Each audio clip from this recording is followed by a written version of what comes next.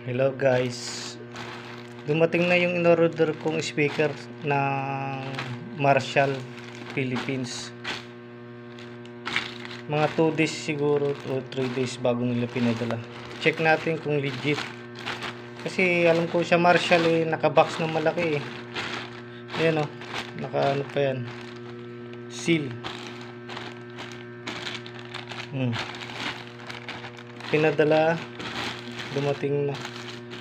JNT Express, sarado po yan.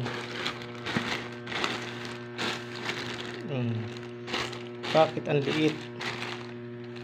Check natin to, bubuksan ko na po.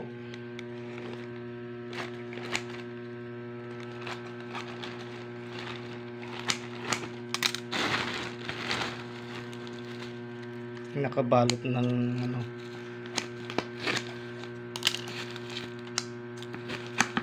ito yung sinasabing Marshall speaker, yung trending ngayon sa SM, yung pinipilahan daw nila. Yan, Marshall. Bakit ganito lang? Akala ko maganda yung box nya.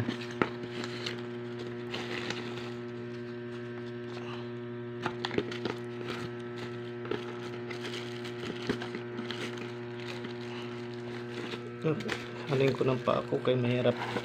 Yan. Nako, liit lang pala. Ito ba yung trending talaga na Marshall? Bakit ganito lang box nya?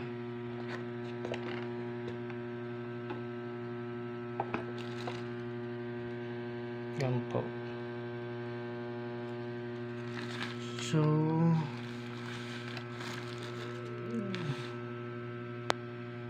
try natin. Bakit wala?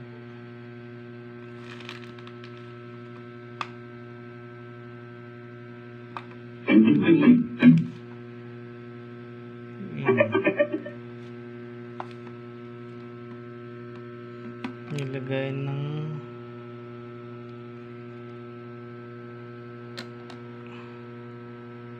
aux type C, charger, tapos memory card. Paano to? Yan po siya guys, Marshall. Parang hindi naman ganito yata ang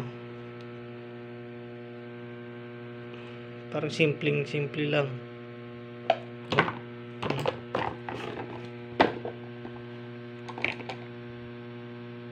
Yun lang guys. Check ko ulit, update ko kayo kung maganda nga tunog. Salamat guys.